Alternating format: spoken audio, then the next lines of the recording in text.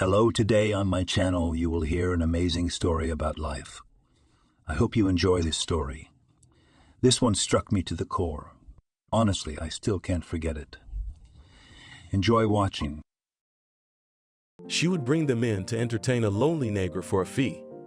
And then one day, it was a dismal place. The building stood at the back of the courtyard, in that remote area of the city, which was perceived as an appendix. At first, houses were built here for the mill workers, then production stopped.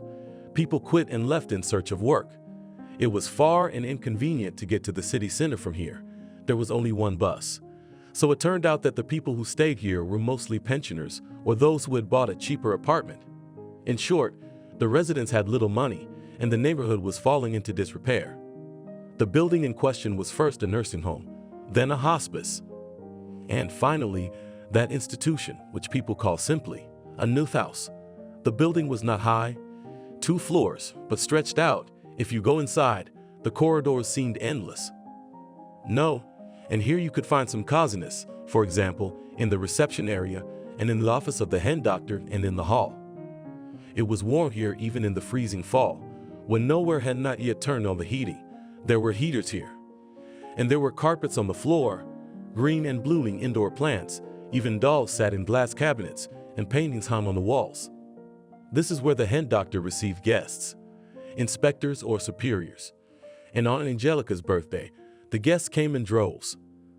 In the office of the hen doctor was prepared in advance treats, champagne, good wine, candy, fish, meat, and cheese cuts.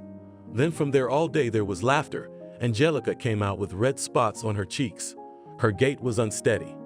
She put a cookie and a packet of tea on the secretary's desk. Here, treat the girls. By girls, she meant the 2 doctors, nurses, and orderlies. This morning, they were the first to congratulate the boss, present flowers and a gift for which they had collected money in advance. But the feast for them was separate, without the culprit of the celebration. Angelica was in excellent relations with all city structures. She knew how to be courteous, liked to charm men, as she had a somewhat heavy beauty and liked many. And the team was always on good account. Checks were never unscheduled and always ended safely. And Angelica, over the years, built herself a beautiful 2-story house, and every year went on vacation in her favorite Italy. So where do the wards fit in here? Patients? It's just that the hen doctor had much less contact with them than her deputy, Leslie. The 2 women were about the same age, but how different they were. Angelique dressed stylishly, never raised her voice, acted like a lady.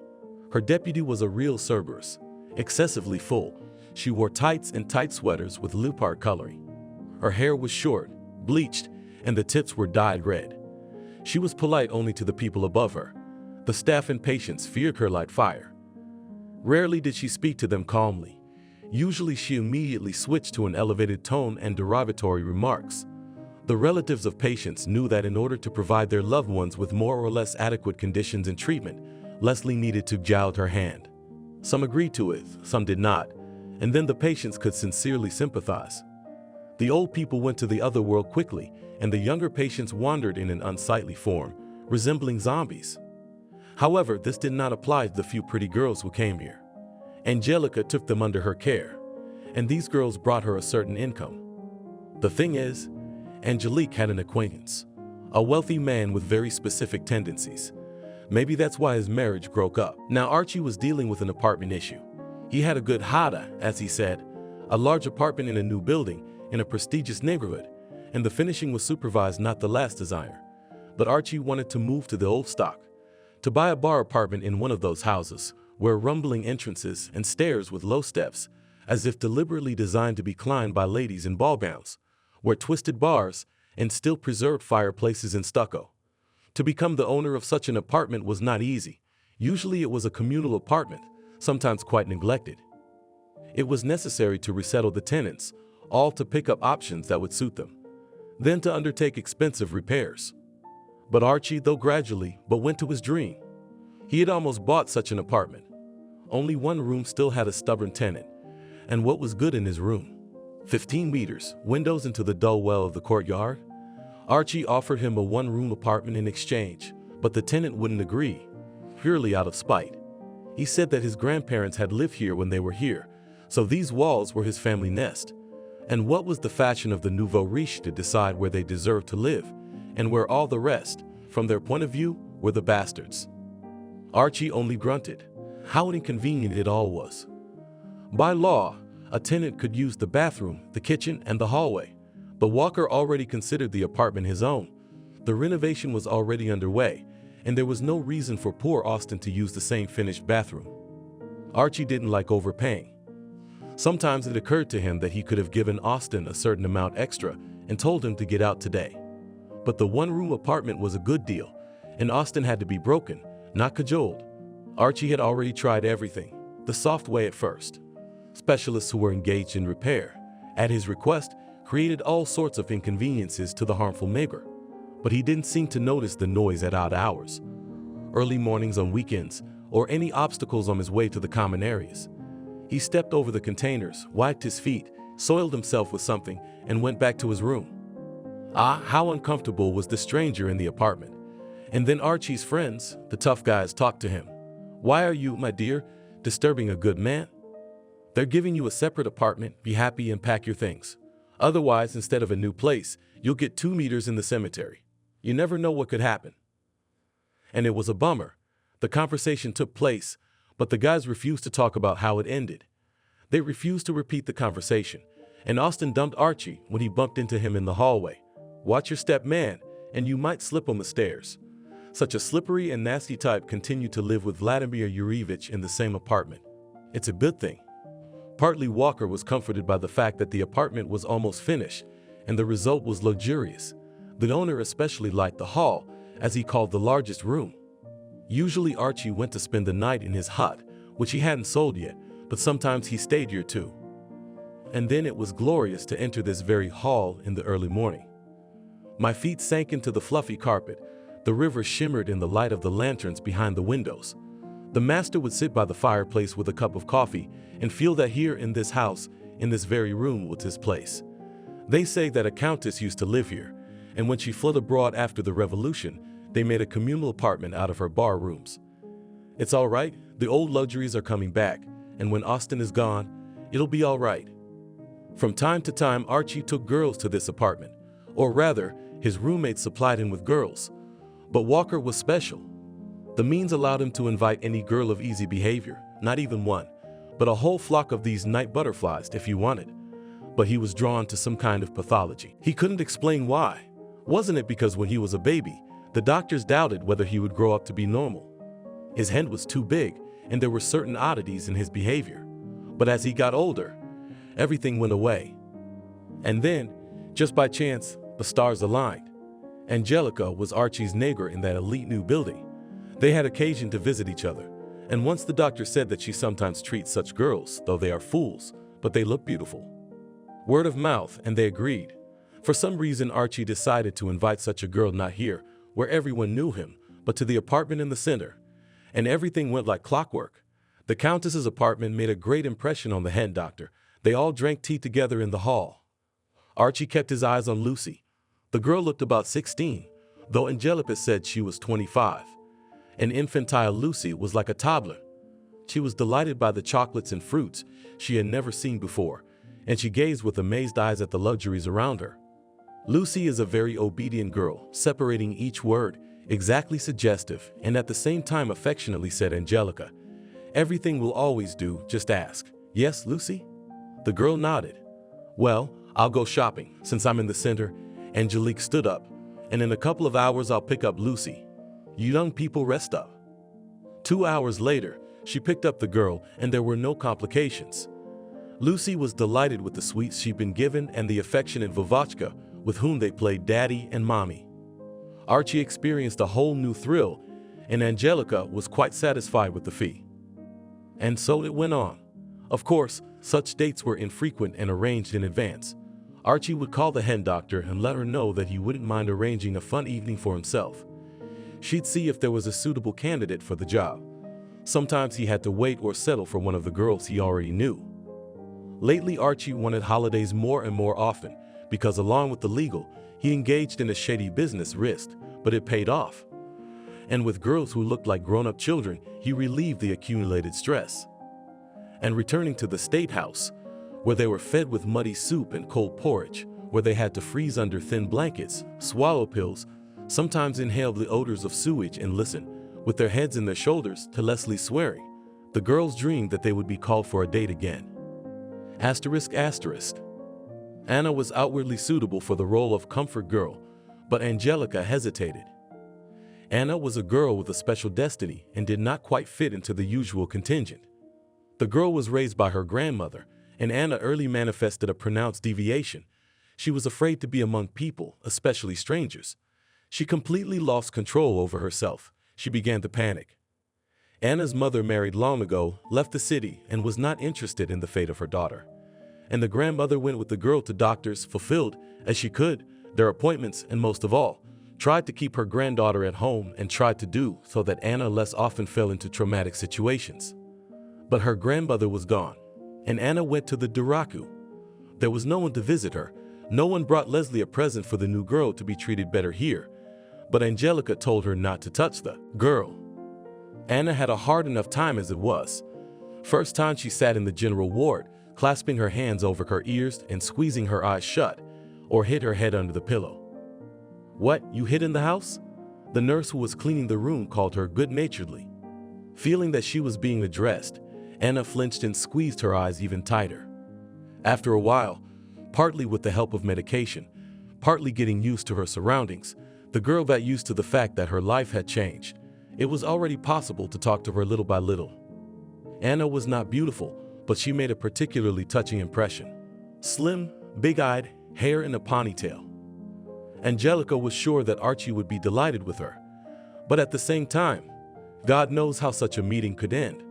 There had already been a mishap once.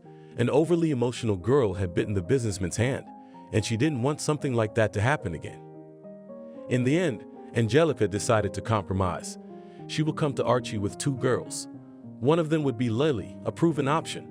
Lily, a lush, white-skinned Lily, would be good for anything, but she's a terrible talker. Sometimes the customer was a little annoyed, but in principle, he was happy with Lily. Let Anna look at the situation, and Archie, in turn, look at her. If everything works out, then good. Anna had outgrown candy and toys in terms of intelligence. She couldn't be seduced by such things. But, what the hell is not kidding, Archie might be attracted to the girl. Anyway, it was worth a try. Angelique was right about one thing. The businessman literally blossomed when he saw the new girl. "That's what you need," he whispered to the hen doctor, and as a sign of admiration kissed his fingertips. Mole, not a girl, but the most delicious. Lily, as if not noticing that all the raptures are addressed to her friend, hung around the businessman's neck. Anna, on the other hand, was wary. She took off her coat and let herself be led into the room, looking around. A low table was already set in the hall. Angelica's only but ironclad demand was that there should be no alcohol. It should be remembered that the psyche of girls is unstable, no matter what the result may be. She oversteps certain boundaries when she brings her charges here. So everything must be quiet, peaceful, loving, and consensual. God forbid this story gets out. That's why on the table, besides snacks and sweets, there were only lemonade and juices. Lily pounced on tangerines. She loved them. Anna walked slowly around the room, looking at the paintings on the walls. Then she lingered at the window for a long time. It was as if she was thinking deeply. The businessman could not take his eyes off her. But something was stopping Walker for the moment, as if he foresaw that the girl may react too violently and then have to retreat once and for all. Maybe a co-worker would set an example for her. Lily was happy to be a guest again. After she had eaten, she sat on Walker's lap like a little girl. Anna, on the other hand, was clearly feeling out of sorts. She got up, put her elbows around her waist. "Do you need anything?" Archie asked her. She nodded. "Can I go out? To the restroom?" Since the businessman had 70 pounds of Lily sitting on him, he couldn't get up and show her where to go, only inquired, "Can you find it yourself?" Straight ahead, almost to the end of the corridor, and to the left. Anna covered her eyes. "I'll find it." Once in the corridor, she walked slowly, looking at the apartment she found herself in. It seemed cold to her, or maybe that was a subjective feeling. The dark purple walls glistened, as if they were covered in frost. The ceilings were high, half dark. She searched for a switch to turn on the light in the restroom for a long time, and when she found herself in the right place, She looked around a little afraid to see if she was in the right place. Everything here was shining mirrors, earthenware, gilding. It smelled like flowers, not a toilet like the hospital. There the heavy odors were drowned out by chlorine. The girl looked at herself in the mirror. She had lost more weight. Her grandmother had worried in her time. "You're a bird, a malnourished girl. You must grow strong. You have no one to rely on. If I'm gone, what will happen to you?" Anna had a peculiarity. When she was nervous, she lost her appetite. All food seemed inedible, like paper. At her grandmother's funeral, the girl could not even take in her mouth the traditional dishes, kubia and pie. The neighbors tried in vain to persuade her to swallow a bite. Sighed one of them, a full, ruddy Betty, who had been through fire and water in her life, so that nothing could not knock her out of her rut. "Well, drink a shot first, then you will calm down a little, and you will ask for food yourself." The neighbors were whispering, but Anna could hear what they were saying. What was Alexandra Petrovna thinking? She didn't privatize the apartment.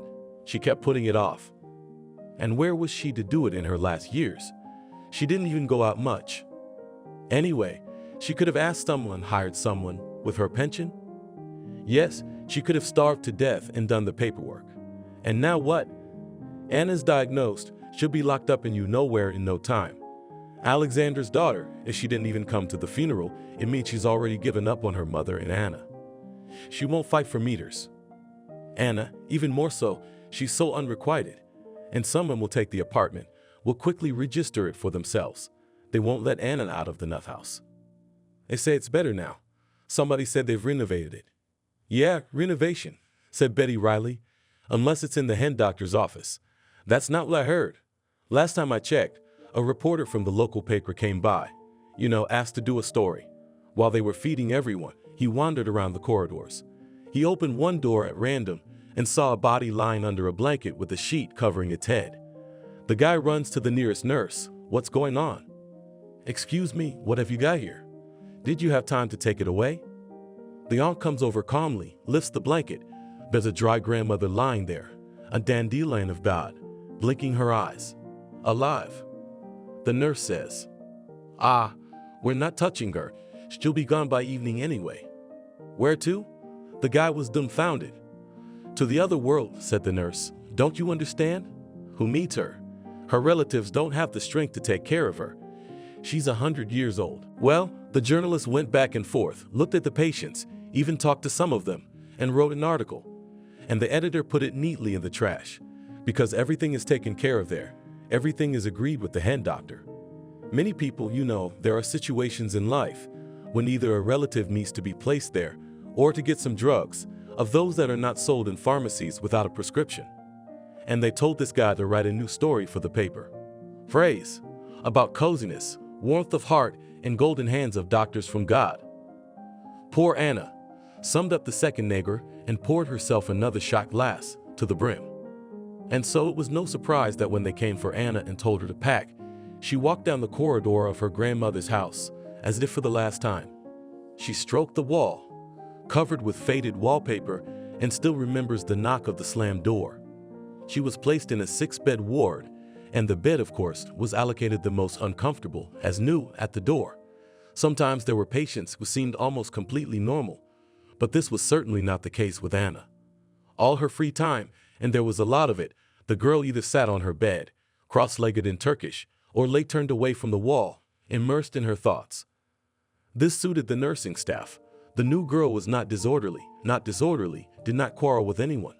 Vaughn recently brought grandfather, so that pure scumbag, the first night he set fire to the refrigerator and broke the sink.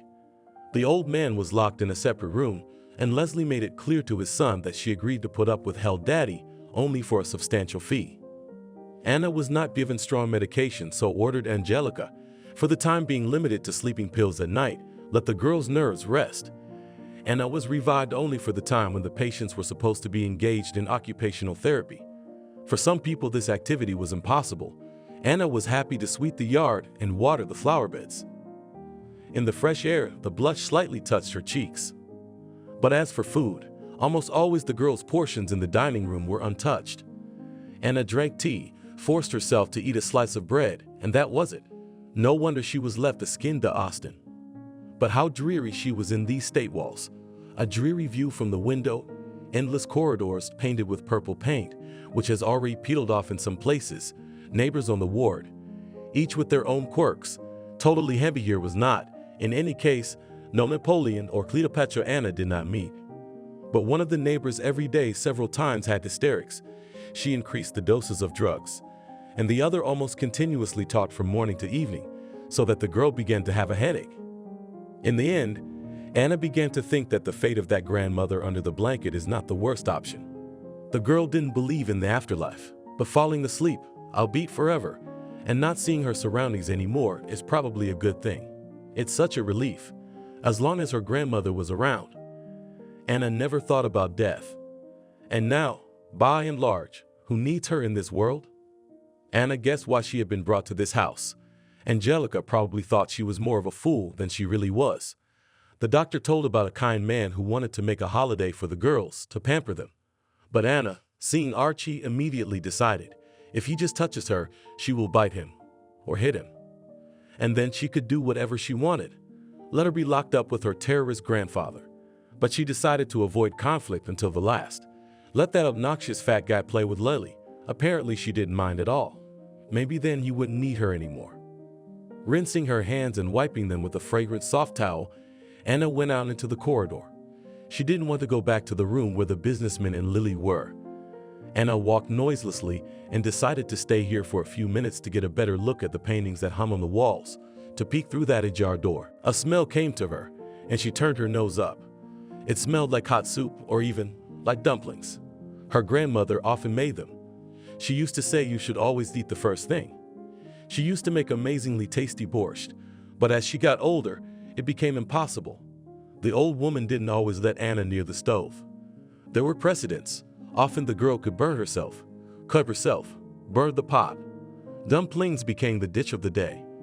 And now Anna caught the familiar aroma of bay leaf.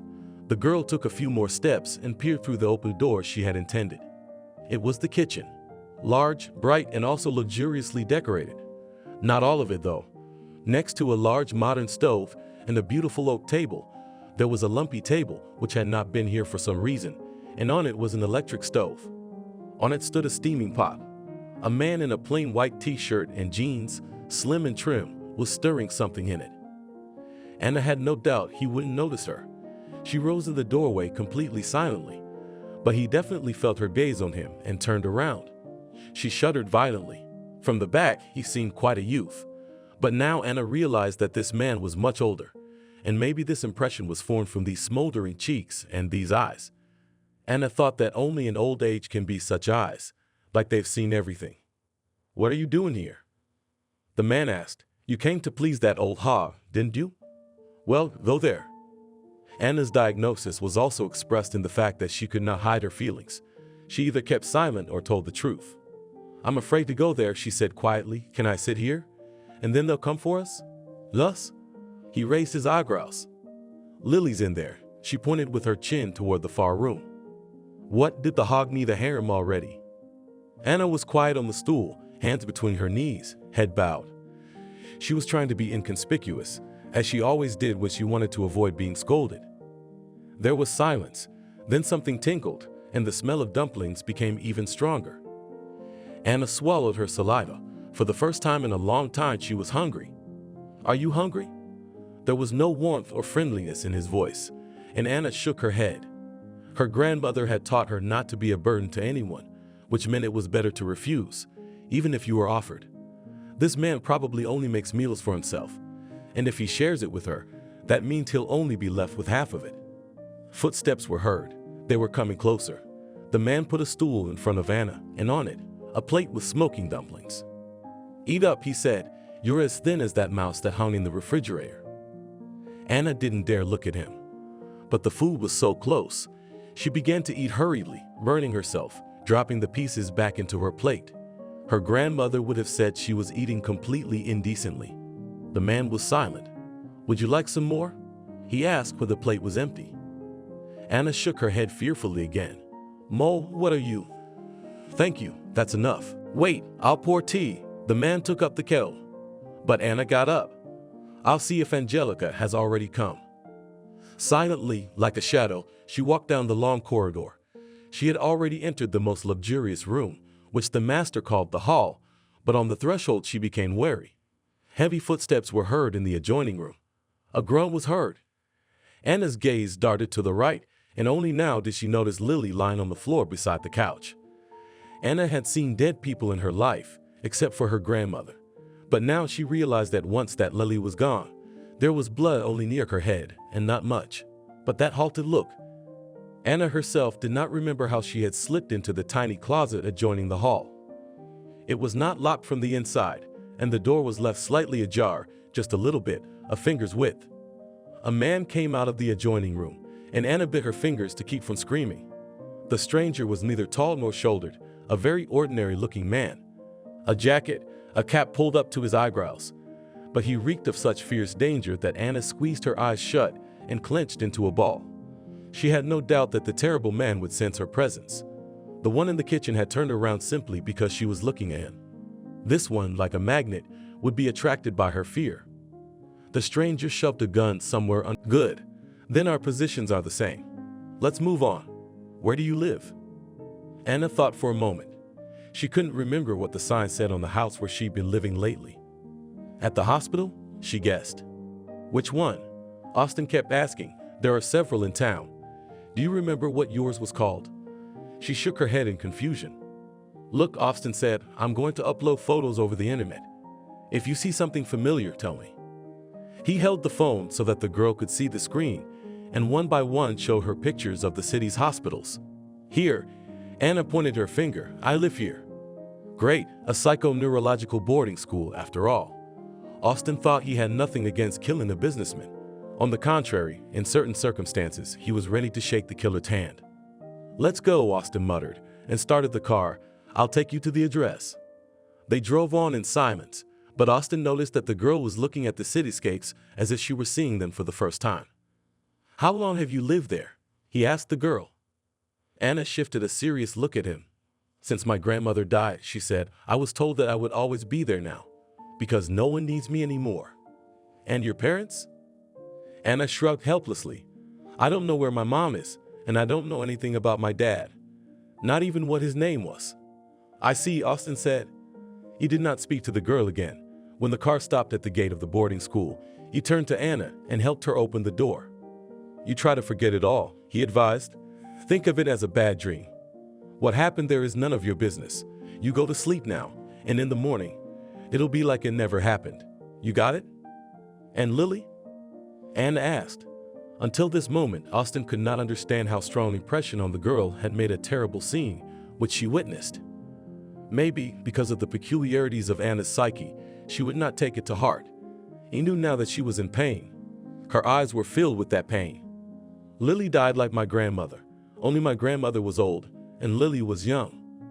Austin rubbed his face with his palms and said, Okay, go. Anna got out of the car and walked to the gate without once looking back. The car pulled away the moment she pressed the bell button. Angelica always brought the girls she picked up from the boarding school and escorted them back through the service entrance. That's why the nurse who opened the door to Anna stared at her. Where have you been? Did you run away? Where did you go? Anna only now felt how cold she was. She was shaking. Leslie, Leslie. The nurse screamed. Nestorenko came back. She was going somewhere. The deputy chief medical officer came out. Her hair, dyed in red, was particularly frizzy today. Her face was wrinkled. Go to the ward, she threw Anna. And behind her back, she began to reprimand the nurse who was minding her own business. Anna entered her room feeling as if she hadn't been here for 100 years. So much had happened in that time. And the women who lived here didn't seem to have noticed her absence at all. Only Lilina's bed was empty and neatly made up with a blanket. They called for dinner. As if she hadn't heard, Anna lay down, turned her face to the wall, pulled the blanket over her head. You'll wait, she heard. We'll force feed you, since you don't want to eat. Anna remained silent. Only now the scene she had experienced began to come to her in detail, in every detail. The face of this terrible man stood before her, as if she were looking at a photograph. She felt dizzy, and the bed beneath her seemed to sway. The woman came back from the dining room and began to reproach her for not eating. Anna, There was such a tasty casserole. Veronica's was zapahanka with meat and fried onions. If you told me you didn't want any, I'd have made your portion. The serving girl wouldn't let me, she said in case you came. Anna herself did not notice how she fell asleep, probably because of the shock she had experienced. The girl had such a peculiarity. After severe stress, she fell into a healing sleep. She could sleep for 24 hours. When Anna woke up, it was night outside the window. The lights in the ward had long been turned off, and the neighbors were asleep, and she was being shaken by Angelica's shoulder. The girl recognized her only after a few moments. Always so neat, dressed up, smiling, the doctor was not like herself now. Her eyebrows were drawn together in a suffering grimace. Her hair was disheveled. "Anna, come out with me, please," only quietly. Angelica led the girl into her office, shutting the door tightly behind her. "Now tell me," she demanded, "what was it?" I know, about Archie and about Lily. The police already questioned me. I told them Lily ran away from us. Maybe she'd known this man a long time, and she ran to him. I mean, it's just a load off my mind. I just couldn't think of anything else. You know, if they find out I brought you there, I don't know what they'll do to me. I'd be whistled out." "With a whistle?" Anna questioned. "You are always interested in such small things," sighed Angelica. "I mean, I'll be fired from here in a flash, and I won't be able to get a job anywhere else. Do you understand?" Anna nodded. "Well," continued the head doctor, "when they told me about Lily, I almost asked about you. Where's the other girl? But they didn't ask about you. They didn't even know there was anyone else there. What was I supposed to think? That whoever did all this took you with them?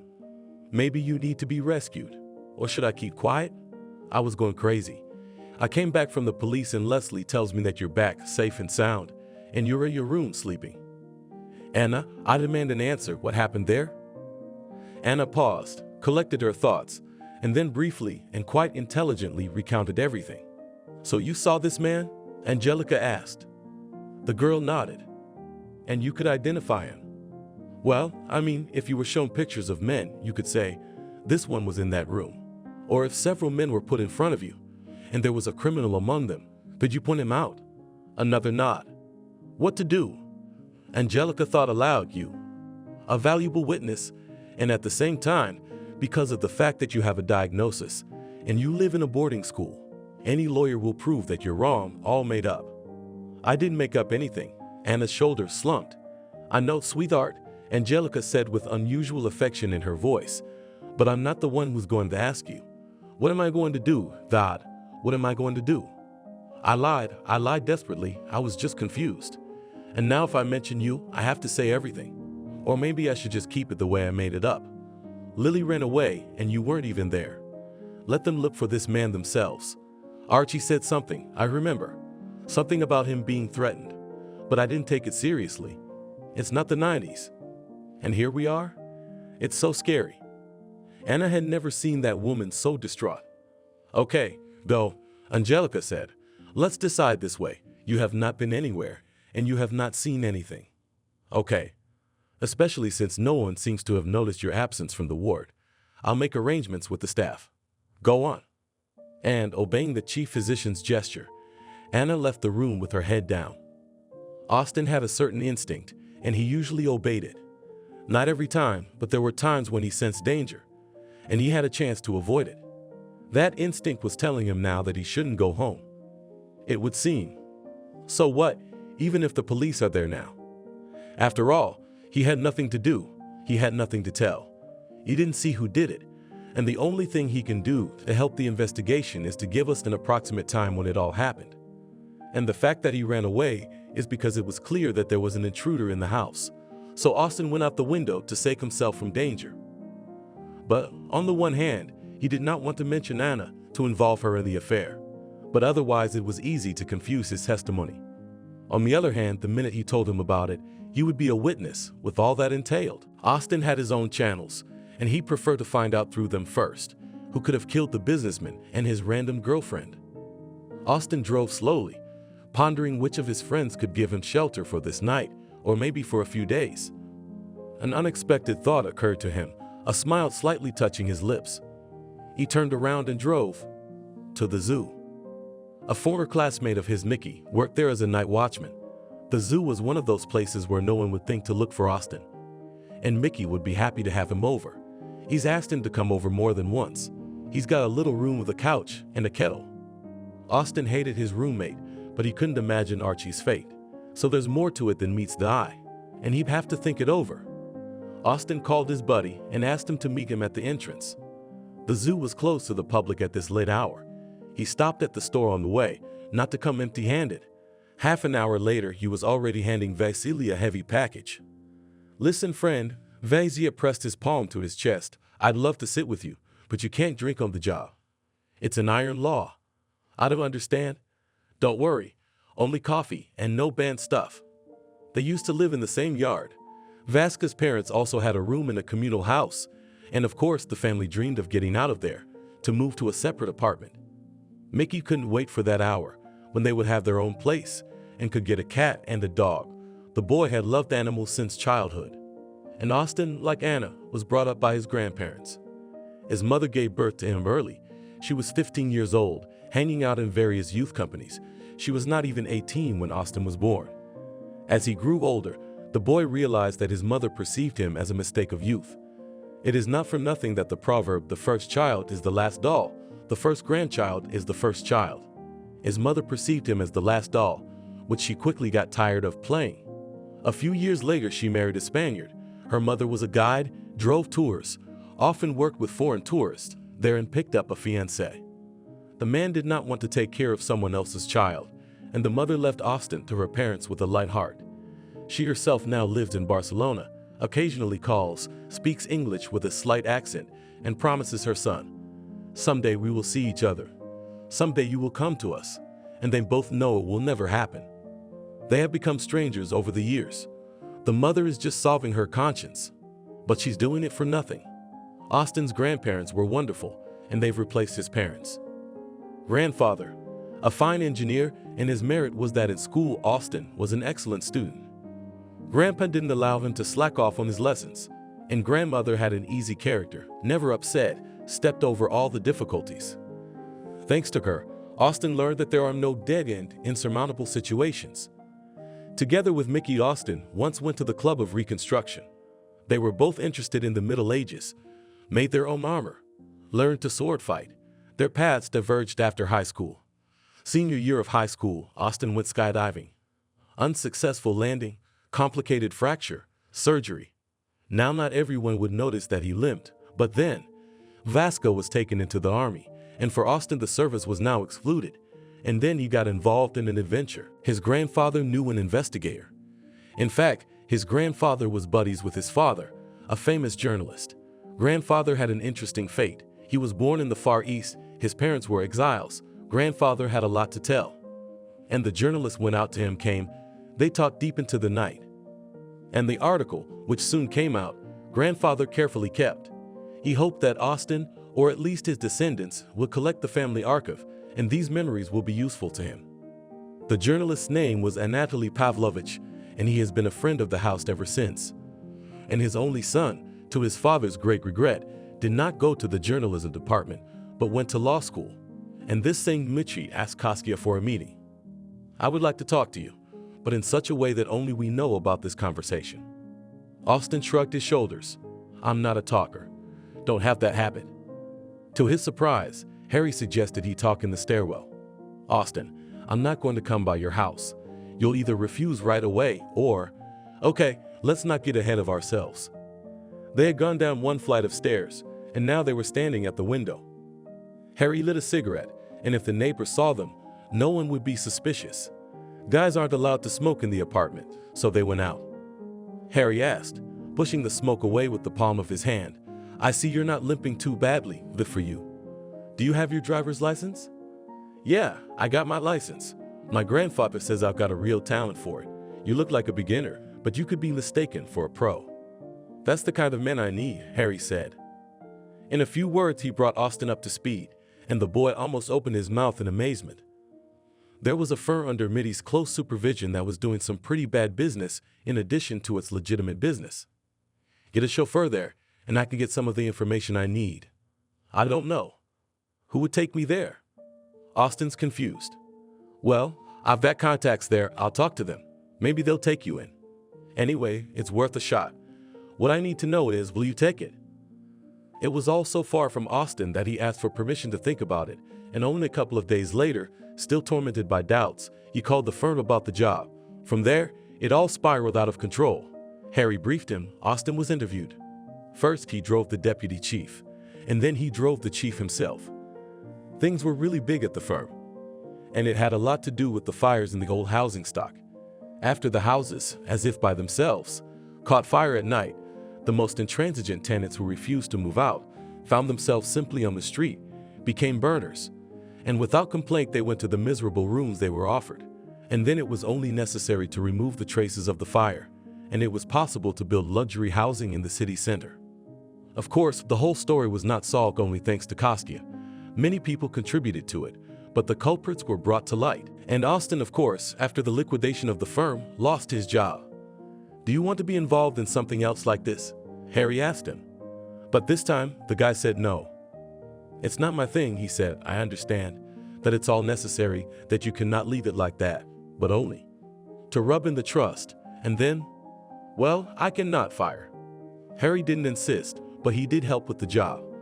He recommended Austin to a private security company where his friends worked, again as a chauffeur. It all worked out. Now Austin couldn't think of leaving the Condor, and when his grandparents were gone, his friends and co-workers had partially replaced his family. And now he was thinking of turning to them. Let the guys go through their channels to find out what really happened. In the meantime, they sat with Vasily in his small back room, drank coffee, ate sandwiches with sausage, and at Vaska's initiative recalled the past, school days, the club with its laws of honor. Austin sighed. The world had definitely seemed kinder to him then than it did now. An hour later, Mickey was going to make his rounds. What could happen? Austin asked him. You wouldn't believe it. Things rarely happen to the animals, but to people. The boys try to climb over the fence on a dare. They don't just climb back over, they're drawn to the predators. And the tiger, that's the best. If I were him, I'd hate humans. Recently I caught a couple, lovers of extreme sports. They wanted to make love. Well, that's the very thing. And to have a tiger breathing down their backs. Did they get into the enclosure? They were smart enough not to do that. But next to the bars, they were very embarrassed when I scared them off. Do you want to come with me? Nah, Austin crinkled his nose. Let's go alone. My legs are killing me after today. I'll wait for you here. He lifted his teacup, showing that he had something to do. Left alone, he called one of his colleagues from whom he hoped to get an answer. He was listened to on the other end and asked a few clarifying questions. As soon as I know something, I'll let you know, Austin heard. Now all that was left was to wait. It was rare for Angelica to get home so late. On the way, she thought that even though she had to go to work in the morning, she still wouldn't be able to sleep. So she stopped at a convenience store. The bright light of the lamps, the sight of familiar merchandise, and the young girl saleswoman all calmed her down a bit.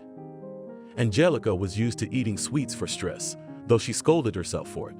A little more, and her fullness would be conspicuous, and she lost weight long and hard. And now, stepping on the throat of her own song, she took not cakes, from which she could hardly look away, but crisp bread, red fish, and a bottle of expensive cognac. She wanted to get drunk, and she knew this kind. It was easy to drink, but it would take the edge off. She had to overcome another stress. It seemed to her that they might be waiting for her in the entrance. After all, she was now involved in the case, although she had not seen anything with her own eyes. But there was no one here, and everything was quiet on the landing. Angelica had put a lot of effort into making her apartment into something perfect, and usually, when she returned home, she looked around with satisfaction. She never got bored with the luxurious design. But now the woman had no time for that. She was shivering with fatigue and excitement. Angelica turned on the huge electric fireplace, trimmed with real stone. The house was warm, but she stood watching the fire in the depths of the fireplace and even held out her hands to it. The shivering did not pass. Then she undressed, leaving her clothes right on the couch. She wrapped herself in a terry robe, poured herself a shot of cognac, and went into the bathroom. She watched the water running, the mirror steaming, and thought that she should call Leslie and ask her to cover for her in the morning as she overslept and didn't arrive on time. And that's when her cell phone rang, which she never parted with. Even at night, she put it next to her pillow. And then Angelica made a mistake. She was so absorbed in thoughts about her deputy that she thought it was her. She didn't even look at the number. "Yes," she said. And then she froze when she heard an unfamiliar, slightly husky voice. "I know what you're doing." "What?" She didn't understand. "Who is it? What are you talking about?" "You drove the girls to Leningradskaya 56 today." Angelica felt as if her heart had stopped beating. She couldn't even say a word. This man did not ask questions, did not hesitate. He knew. Who was the other one? The woman heard. She wanted to burst into tears of despair, but she knew it would not help. "Well," spurred on by her voice, "or should I come and ask you in person?" No. The other one is Anna." "Anna, she lives at the boarding school too, and she doesn't have any relatives either. Just like Lily didn't have any." Angelica had to make a great effort to speak coherently. Her teeth were chattering. You wouldn't come to the boarding school to be in front of everyone, would you?" Her answer was silence, and Angelica realized that Anna Nestorenko had already been written off because the girl had seen too much. On the other hand, she herself has not seen anything, does not know, and does not want to know. So Anna must be put away. She's like a grenade that's about to explode. She has to be handed over to these people. "Tell you what," Angelica tried to control her voice. "Wait till tomorrow. Tomorrow I'll discharge Anna. I'll tell her she can't stay at the boarding school. I know roughly where she'll go. To her apartment. I'll give you the address. You can intercept her there and talk to her." Angelica knew the address by heart. She also helped prepare the documents when Angie's grandmother's apartment was sold. For that, the head doctor got her share, so the woman could give the right address even in the middle of the night. The main thing is that these terrible people spoke to Anna not in her presence. And what would happen next to the girl? Angelica did not care much. If everything is resolved safely, the girl may be lost somewhere in the city. And even if Anna will be brought here, it will be possible to take her back to the internet as long as the head doctor will not be in danger because of her. Angelica went into the kitchen and, without realizing what she was doing, began to drink cognac straight from the neck. "I should probably leave you until morning, shouldn't I?" Austin was addressing his friend, and it was unclear whether it sounded like a question or a statement. "The shiftman will be here in the morning," Mickey confirmed, "but I can talk to him. You can stay if you want. No one's gonna touch you on that bunk over there. You want to sleep? Or we can go to my house and Maddie can feed us." That's one thing Austin wasn't gonna do. Nothing was more important to Vaska than his family, his wife and 2 boys. And to let his buddy in on the story was to set him up in some way. Austin rubbed his face with his palms, shaking off the heavy fatigue. "I'll go to work," he said. "Nobody gave you the day off. Thanks for the shelter. Honestly, last night was a mess. I didn't know where to go tonight." "No problem," Mickey shrugged. "You know you can always. In general, when you're around animals, you calm down. You know where I go when I'm stressed? You won't believe this, I cuddle with a wolf. We have a plump little wolf, an old wolf. I don't remember which one of us brought the dog. A mongrel, but big, on a leash. So this dog, to assert himself, came up to the wolf enclosure and marked it, and our old man didn't even react. Wise, Austin said. He knows there's an iron fence between him and the dog. If there was a real possibility of a fight, I wouldn't envy that dog." "Maybe so," Mickey agreed. "But when I'm feeling down, I go to his enclosure, put my arms around his neck, rub his ears, and it's a relief. It's called wolf therapy." Well, leaving, Austin thought, whether he was destined to see his friend again. At work by 8 o'clock, the usual routine had begun, and it was distracting. The call he'd been waiting for came at lunchtime. "Can you talk?" the acquaintance asked. "Wait, I'll go out into the corridor." So Austin heard, now of course, not the blessed 90s, but nobody canceled the order. It's very simple. Walker was hired by someone who owed him a very large sum of money. And as you understand, this debt was not formalized. I mean, no Archie, and that's it. Problem solved. Of course, I'm not giving you 100%, but I'll give you 99%. And the perpetrator is just as likely to be known. He's been out a while. He's done 2 stints in the penitentiary under Article 105. Why did he screw up so badly? Your experienced one. I'm not the only one at home, and I'm not the only one. Well, first of all, you took yesterday off. Nobody could have predicted that. You're not usually home at this time. Second of all, the girls were brought to Walker's place spontaneously too. And that would have solved the problem too, if only it had. Girls, Austin asked, emphasizing the second syllable. Unfortunately, the customer already knows everything. The neighbor is very observant. She knows what kind of beauties Archie favored. And yesterday she was outraged at the whole entryway. It's good that he was killed because he's already lost all shame. One is not enough for him, he wants two. Well, the one who needs one heard about the second one. And an open kitchen window and a fire escape are not that hard to match.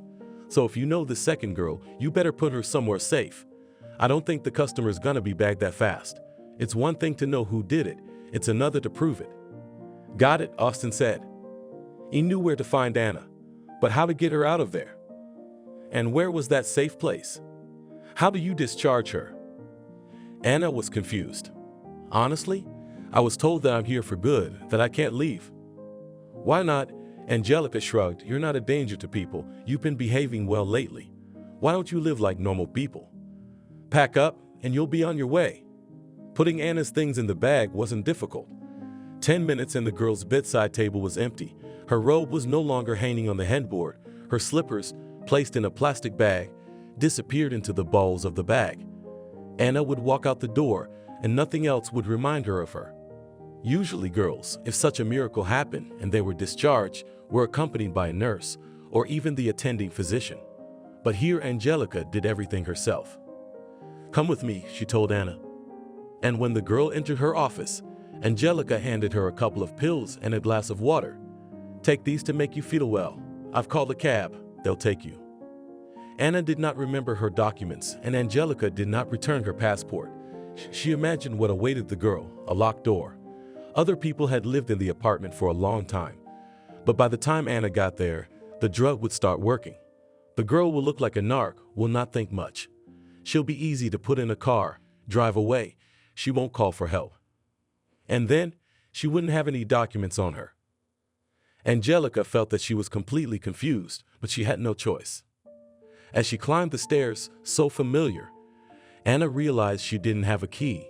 When she was sent to boarding school after her grandmother's death, she had asked everyone, what would happen to the apartment? Who will feed Timoshka the cat?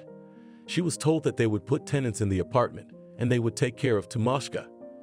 Anna had little faith in this. She and her grandmother had picked up the cat on the street.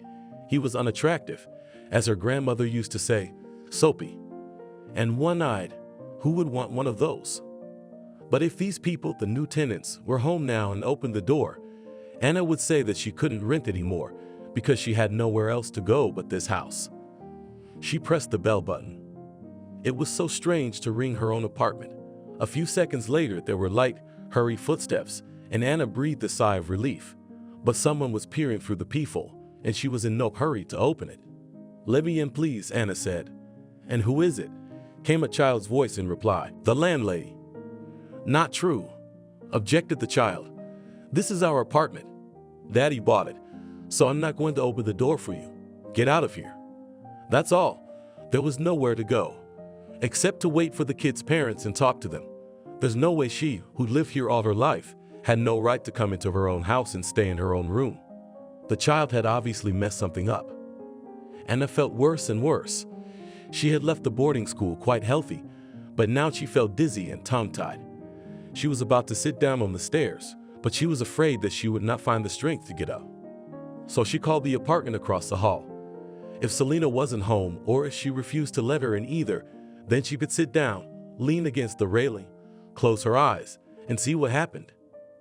Anna waited, losing hope with each passing second. I'm coming, there was a familiar voice. Just a second, I'm already opening. Anna saw a woman standing on the doorstep, as if in a dream. She was short, her mauve silk shawl was tied in the shape of a turban, her long earrings tinkled lightly. Anna, little girl, how did you get here? The neighbor's amazement was genuine. We were all told you weren't coming back. What's wrong with you? Are you sick? Come in quickly. Selena started to make a fuss. She took Anna's blood pressure and told her it was low. She took her to the kitchen, sat her on the sofa, and hurried to make coffee. Our apartment was sold. Anna spoke with difficulty, but she could not help but ask this question. How so? I'm alive. Oh, baby, don't ask me how they did it. But as far as I know, yes, it's sold. Now there's a family living there, a husband and wife and their son. They're renovating the place. No peace in the day or night. We're all thinking of you. Tell us more about what they said about me. Anna sipped from a small cup of coffee, so strong it seemed thick. Selena sat across from her, looking at her with compassion. So they're not exactly choosing their words there. They said that the girl's mind had gone completely off, that she should be locked up for the rest of her life. You know, I could hardly believe it. I've known you since you were a little girl. They lock up those who can hurt others. I know a grandfather who used to run around naked when he got sick, and with a knife or an axe. And they didn't put him down right away. They said he didn't hit anyone, didn't hurt anyone. When he attacks a specific person, then come back. What kind of trouble can come from you? Little girl, aren't you feeling better? Can I lie down? Anna asked, my eyes closed by themselves for some reason. Somewhere where I won't disturb you, even on the floor. Have you taken any medicine today? The Negro guessed. Yes. Anna spoke a little. I was given some pills. I don't know. I haven't taken them before. I'll tell you all about it later. Selena, if it wasn't for one man, a tall man in a black jacket, I wouldn't even be alive today. His name is Bones. What are you talking about, baby? Lie down here on the couch. I'll get a pillow and a blanket. Anna didn't remember how her neighbor laid her down. As soon as she was able to lie down with her legs tucked up, because the sofa was a little short, she fell into sleep. The neighbor poured water into the pot again and put it on the fire. She pressed her lips together and thought she decidedly disliked the whole thing. Not the fact that Anna had sought shelter with her, but the way the girl had been treated. Celine had not been friends with Anna's grandmother in her time. The old lady considered her a slacker, but the woman took no offense. She was used to arousing a variety of feelings in people. Selena was a fortune teller and lived on the money that her clients paid her. The women in their family had always been fortune tellers, and more than once the predictions had come true with amazing accuracy. But Selena never thought that this family gift would ever feed her. After school, she graduated from the most ordinary technical school and worked as an apparatchik at the factory. But there came a time when all the bad things in her life came together. The factory went bankrupt. It was closed. Selena became seriously ill. Her husband left her. Then a friend implanted her idea. Look, say, the whole city is pasted with ads, different fortune tellers and clairvoyants. How are you worse? Until you can't find an official job, try to work part-time at least that way. You won't get rich, but at least you'll feed yourself. And the business suddenly picked up. What's more, Selena was respected by her clients. It was useless to turn to her for a reversal or a spell. She promised nothing. Unkind this business, to influence the fates, said the woman to another client. I'll tell you what I see, and then you decide for yourself. She went further than her relatives. Selena had not only ordinary and tarot cards, but also a crystal ball. No one could say for sure what she saw there. But the flow of clients was growing, and Selena no longer had to worry about her daily bread. Oh, Galia, long you in the church to absolve their sins will have to, said Anna's grandmother to her neighbor. Shlia, you better clean the entrances. And I was so sad to look at her, admitted later Selena.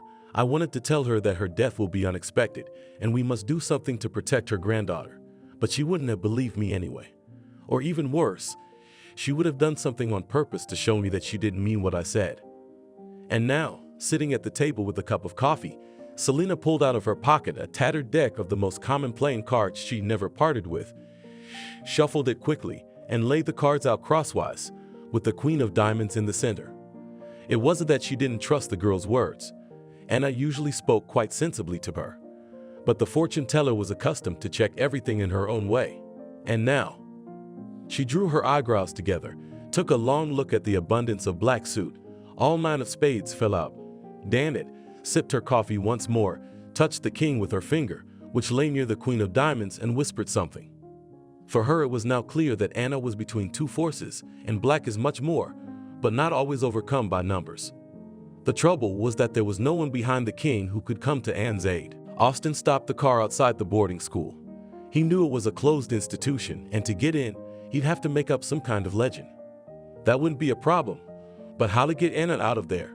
Her escape would have to be prepared anyway, but did he have time for that? But he was lucky. It was a warm, sunny day, and a few of the patients had been let out for a walk. Of course, the gate remained closed, and a low, full-bodied woman was keeping an eye on the patients, but it was a chance. Austin approached the fence at a place where he could not be seen by the orderly. He eyed the patients carefully, but Anna wasn't here. Austin whistled, softly but iridescently. One of the girls, with long blonde hair that could use a wash, lifted her head and looked at him. Austin beckoned to her, and the girl went trustingly to the fence. It would be trouble if Anna came like that to anyone who called her. "What's your name?" "Betty? Do you know Anna?" He asked the girl, Anna Nestorenko. She was skinny, tying her tail. "Call her eh?" Valia had a puffy face and swollen eyes as if she hadn't quite woken up yet. "Nestorenko? And she was discharged," she said. "Discharged how?" Austin arched his eyebrows. "You know that for sure. Maybe she was transferred somewhere else." "Exactly," Betty went on shamelessly. "She was packing. We were all jealous of her. She said she was going home." "Betty, come here. Who are you talking to?" "What do you want, man?" "You have no right. There are sick people here. Only by permission." "Do you have permission?" The nurse was on her way over. But Austin was nowhere near the fence. He was already getting in the car. "What did he ask you?" The nurse was asking Vali why you even went up to him. There's no telling who it could be. "He asked about Anna." Betty didn't think to hide anything. "I told you right. She was discharged, didn't I?" "You did, didn't you?" "I'll tell Leslie everything," the nurse threatened. "You'll have walks and chatting with young men. You'll be banned, Tatiana, and you'll sit in the basement like a sweetheart." The basement, where all sorts of junk was stored, was feared by many residents of the boarding school. Although in reality, no one was locked there, only threatened. Austin puzzled whether Anna had really been discharged or just promised her freedom. And in fact, they had handed her over to those who were looking for her. First, it was necessary to check the first option. It was not difficult to get the right address. Everything was solved by one call to his guides from the security company. Taking the shortest route, bypassing the traffic, Austin thought, where to find such a shelter to buy time. Not only Anna was in danger, but also himself, and he knew too little yet. So he had to lay low. He already knew that the apartment had been sold, but the girl had nowhere else to go. Austin thought he'd catch her on a bench or on the stairs, unless the situation threw her so out of sorts that she went God knows where. But Anna wasn't outside the house, and she wasn't on the stairs either. The only thing left to do was to call the new tenants and ask whether the girl had come and whether she had told them where she would go from them. Austin was answered by the same childish voice. The boy said some woman had come by, but he hadn't opened for her, and he wouldn't open for him either. The man stayed in the stairwell for a few moments, contemplating whether to search the neighborhood first or to return to the boarding school and get an answer as to where the girl had been taken. But then the door across the hall opened. "What is your name?" A woman in a purple turban asked. Austin identified himself, and the woman breathed a sigh of relief. "If you are looking for Anna, I have her. How good of you to come first. Come with me." "Were you expecting someone?" Austin followed the landlady into the kitchen. The woman pointed to the sleeping Anna. "There she is. I don't think you'll wake her up. She's been drugged." "Who was supposed to come for her?" Austin rephrased his question. "Someone who needs her in this condition. See?" The woman pulled back the blanket. "Anna slept like the dead. Something's not right, is it? She shouldn't have been released from the hospital after such strong medication." "I'll take her," Austin said, "and it's best if you forget you ever saw Anna." Opened the door, took her in. "Although, thank you very much for that." The woman went to the window, looked down. "No one's here yet. Go on, but hurry up and take care of yourself." Austin lifted Anna gently into his arms. "Wait, I'll put something over her so no one sees her. That's it, and I'll open the door for you. Where you're going, I don't ask, and you're doing the right thing." Austin was lucky. He didn't see anyone on the stairs or in the driveway. It was the middle of the day. The neighbors were at work or school. He carefully placed Anna in the backseat. Not only did she not move, he had to listen to see if she was breathing. Maybe some kind of overdose. He should show her to a doctor, but there was no time. Austin started the car, and in those minutes as he drove out of the yard, he had a plan. He realized where he would take Anna. Austin couldn't guarantee they wouldn't be found there, but at least it was a chance. Soon the boy's mother pulled up to the house. She was the one who had taught her son not to open the door for anyone. Let them introduce themselves as anyone. Police, ambulance, gas company, it doesn't matter. If there's no adults in the house, the door must be locked. Got it? Harry nodded his head in agreement. And now he told that twice today he had done as his mother had told him to do. But no sooner had the boy finished his story than the doorbell rang again. Maybe you won't open the door until your daddy is home, the boy asked. What nonsense! The woman hurried to the entrance. It must be Aunt Olga. She promised to come today. But opening the door, the woman regretted that she had not followed her son's advice. There seemed to be nothing special about the men standing in front of her. One taller, well-dressed, black coat with a white scarf. The other was shorter, smelling of cigarettes, his jacket unbuttoned. But both had the same icy eyes. What did you want? The woman smoothed her robe over her chest and noticed how timidly, uncertainly her voice sounded. Is Anna home? The man in the black coat asked. There is no Anna here. We live here. The woman felt more and more sorry that there was no husband at home. The old landlady Anna, the man repeated. Ma, I told you the aunt who came, she said the landlady. Harry reminded her. His mother prepared to clamp her mouth over his. And where did she go, boy? The black man was looking at the child now. I don't know, Harry shrugged. I didn't open the door for her. Selena opened it for her. I heard her, from across the hall. Anna woke up in the car. She felt very weak, and for the first few minutes she couldn't tell where she was. Then the terror must have come over her, and the adrenaline gave her strength. She jerked herself up and sat up, gazing at the man behind the wheel. It's me, Austin said, recognized. She took a breath. She even closed her eyes for a moment in relief. What's wrong? Where are we going? Anna couldn't make out the words she was saying. She caught slightly and repeated the question. There's a place where we won't be easy to find. What's all this for? Austin stopped the car. The narrow road stretched through the forest, and there was hardly any traffic. The man turned around. Anna's eyes were full of tears. It could be beautiful. Her eyes glistened, but the girl's despair was felt in everything. And in those tears that were about to roll down her cheeks, and in the curved lips, and in the fingers that crumpled the blouse on her chest, how much could Anna be told to keep any self-control at all? You realize what happened, don't you? He asked. You saw something you shouldn't have seen, and you told me about it. And we're going to be punished for it. Both of us. Believe me, it's too complicated to explain. It's all connected. The fact that you got out of boarding school and that you didn't feel well. And the fact that I don't have a home now. Anna did cry. A roof over our heads is a matter of survival. We need to stay alive now, that's all. It's easier to get to us in the city. And where we are, it's easier to spot an outsider. We've got to get through this. Just listen to me, okay? She nodded often, not taking her palm from her face. Austin stared at her for a moment, then started the car. There used to be a pioneer camp here. In the woods, there were wooden cottages. Today, the camp could not exist in its former form. Today's children want convenience, and it seemed too expensive to rebuild everything anew. Therefore, the old cottages were demolished, and instead of them put a few houses at a decent distance from each other. In hot weather, there were always those who wanted to rent them, to breathe the forest air, to fish, to go on a boat to the islands. But now the Midi Recreation Center was practically empty, and the woman administrator, a little dazed from loneliness, was happy to Austin as a native. She persuaded him to rent the best house, 2-story, with 2 bedrooms and a living room. But he chose the simplest one, the size of a carriage compartment, with a bunk bed and a tiny veranda. He couldn't say he was satisfied with the location in the first place. The driveway was clearly visible from here. If Anna had lived more in the real world than in her imaginary one, she would have wondered what Austin had told the receptionist, why the aunt had confined herself to his papers and hadn't asked about hers. But it was enough for her that Austin showed her the key and said, "It's all right, let's go." The tiny house smelled gloriously of wood. Austin threw his jacket on the bed upstairs. He gave Anna the bottom one.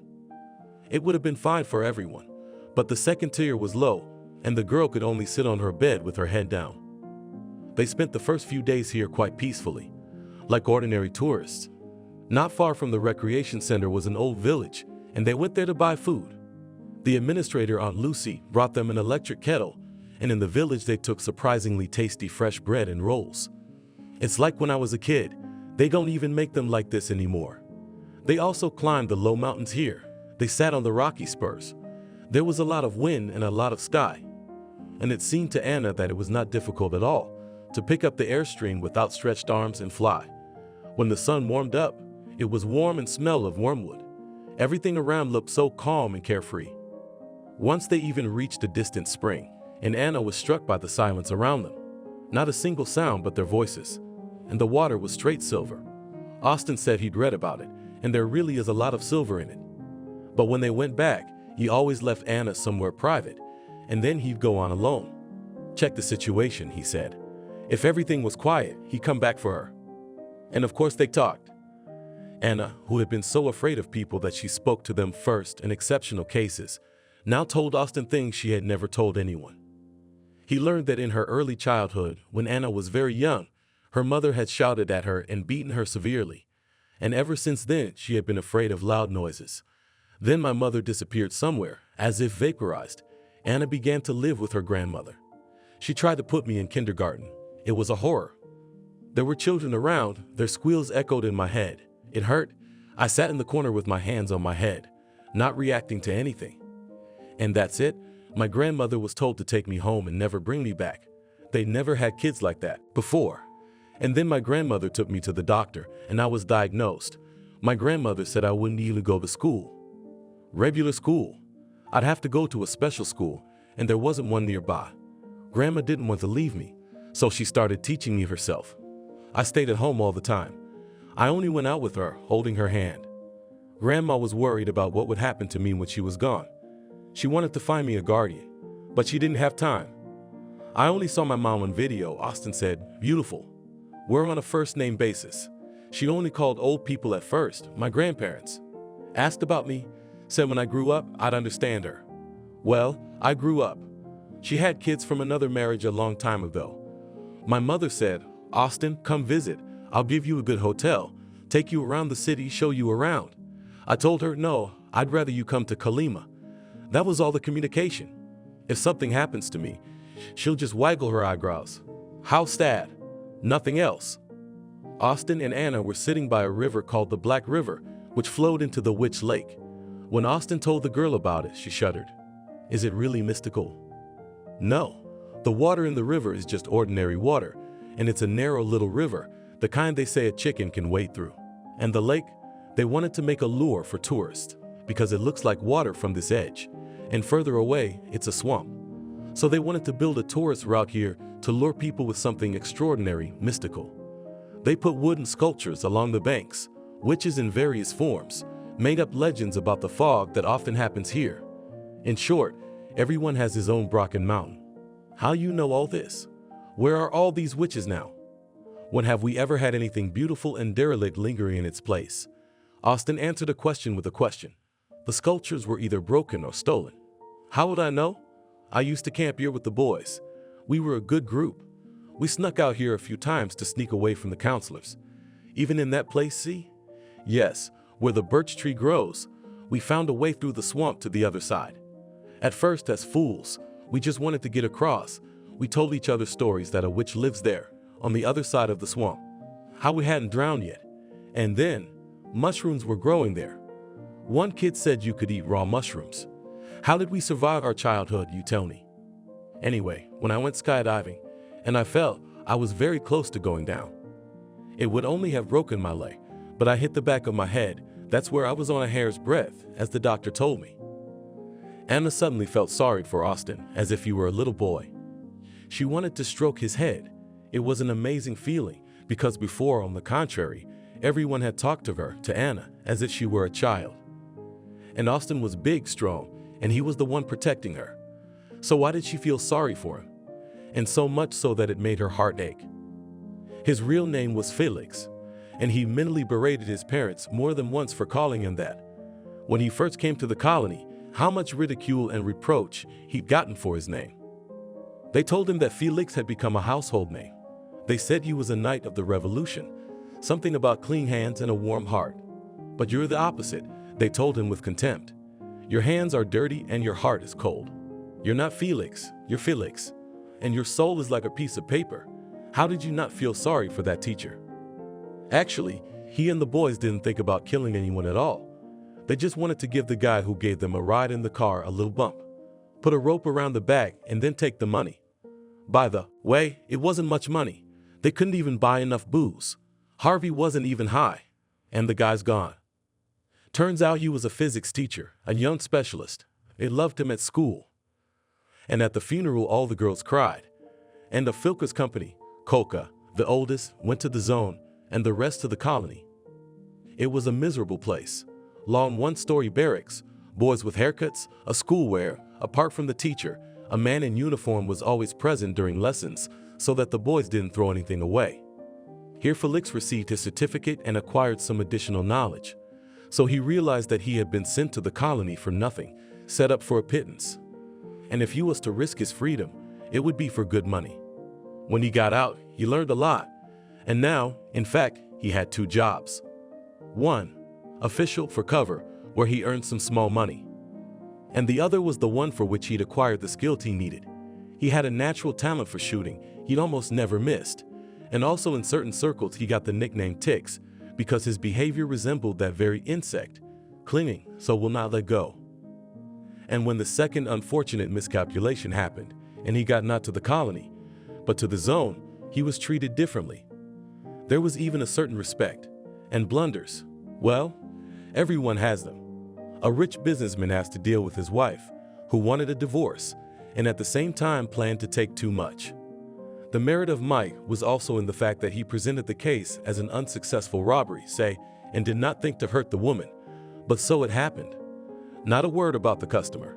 That's why he was released sooner than he expected. The businessman, who managed to save all his fortune, thanked him.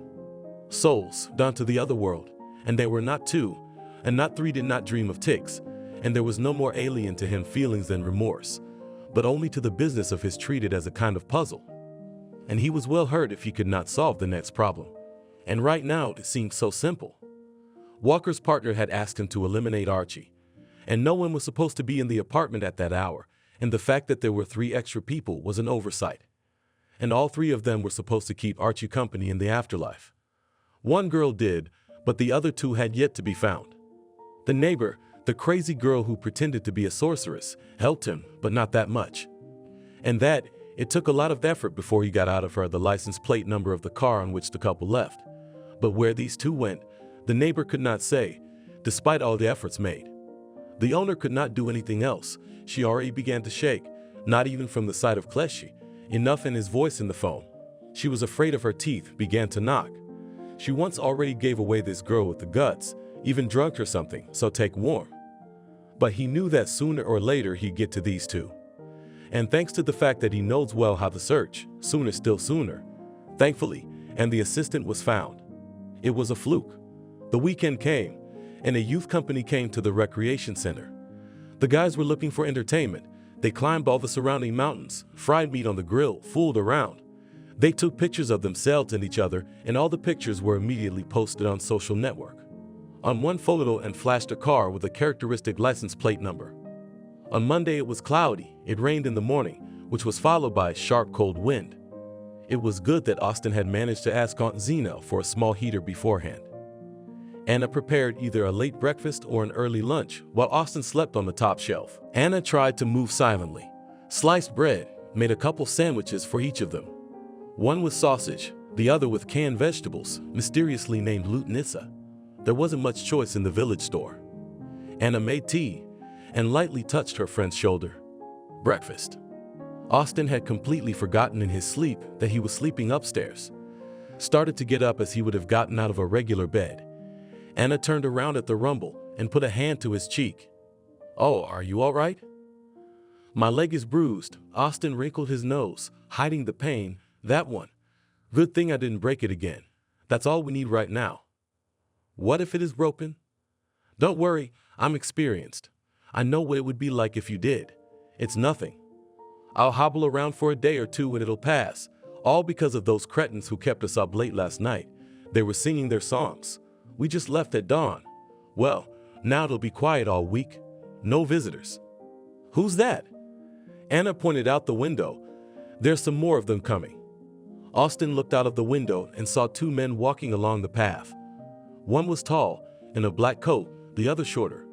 The blood rushed from Austin's face. He was a fool not to have gotten it done from the boys. He would have had a chance. He had hoped that no one would look for them here. Austin had never seen these men before, but his instinct told him they were the same ones. He could ask Anna to take a closer look to identify them, but who knows how Anna would behave. Besides, they had only seconds to spare, and they couldn't waste them. "Anna," he said to the girl, trying to keep his voice as calm as possible, "put on something more and let's run." Luckily, the door of their cottage was facing the forest, and it was not visible from the road, which meant the fugitives were buying a little more time. Their pursuers could not just go around the cottages one by one. Aunt Lucy would have spotted them at once. No doubt they would talk to her, say they were looking for a man and a girl, and make up some reason, such as posing as friends. Austin limped ungracefully and looked like a wounded man. He had been lucky to be here now, but even so he was faster than Anna. She, accustomed to physical exertion in her boarding school, asked, panting, "Where are we going?" Austin had no plan. It was too sudden. "Let's go to the Witch Lake." He almost dragged her. "The shores are thickly overgrown there. It's easier to hide. They'll find her and catch up with her." She sounded desperate. Nothing. Here in the mountains, even during the Mongol and Tatar invasion, fugitives hid, and nothing survived. How are we worse? Hurry up if you can. Anna thought that the mere noisy breathing would give them away. It would surely be heard by everyone nearby, but it was Austin who had the trained ear. They had almost reached the lake when he threw. "Anna, over there to the right, in the bushes, and sit quietly, no matter what happens." She hid as he told her to, but she didn't have the strength not to move, not to see what was happening, especially when those, in whose presence she was afraid to even breathe, ran past her, 2 steps away. Anna followed, keeping out of sight of the thickets. She saw Austin limping across the swampy lake as soon as she reached the shore. He was up to his knees, and Anna was terrified that he was about to fall in, but he kept walking. Suddenly he swerved to the side, and a split second later a shot rang out. Someone swore. And there was no way out. In this excitement of the chase, at the pursuers how to hurry after the escaping gang, especially since Kostya wasn't getting any deeper. But that ford, which he had discovered as a child, and now by some miracle he remembered, was not known to those who were chasing him. And those terrible slurping sounds, and those screams, Anna would never forget. It seemed to her very soon the grave silence over the swamp would hang again. They met at the train station, in the maelstrom of people. And Angelique had to wait a quarter of an hour. She was terribly nervous, endlessly adjusting her black glasses, which she wore for nothing. They were inappropriate in such weather. There was nothing left of her beauty in the last few days. She was gaunt and aged, and had forgotten all about cosmetics. Austin approached her from behind, and she shuddered as if she had been electrocuted. She hurriedly opened her purse. Here's what you asked for. Anna Nesterenko's death certificate, and you. You should know how much it cost me. You set me up. You were making amends." Austin's voice was impassive, partly. "Is there anything else you want?" Angelica was afraid. "I'm not. Don't forget you're talking to a dead man. I too drowned in that swamp, just like Anna, according to legend. And no one can know what our names will be now. And as for the part, ma'am, I make your conscience. If you ever wake up, it will." Angelique didn't notice the 4 folded papers disappear. One moment they were in the man's hands, and now they were gone. "Am I going?" It sounded like a question. "I hope we don't meet again." And Austin blended into the crowd. Anna didn't go into the station. She sat outside, on the side where the trains arrive at the platforms. It was raining, but there was a canopy overhead, and the station seemed like a huge humming hall. There were no benches, so Anna sat right on her bag, listened to the announcements, looked at the kiosks. Now she obeyed Kostya unconditionally, with her eyes closed, as they say. How she had cried then, clung to him and could not tear herself away when she realized that he had survived, got out. And now he said he was going to buy food for the road, and he had some papers to get. But there was plenty of time to spare, so let Anna sit and wait quietly. So she waited. She counted to 1,000 and back.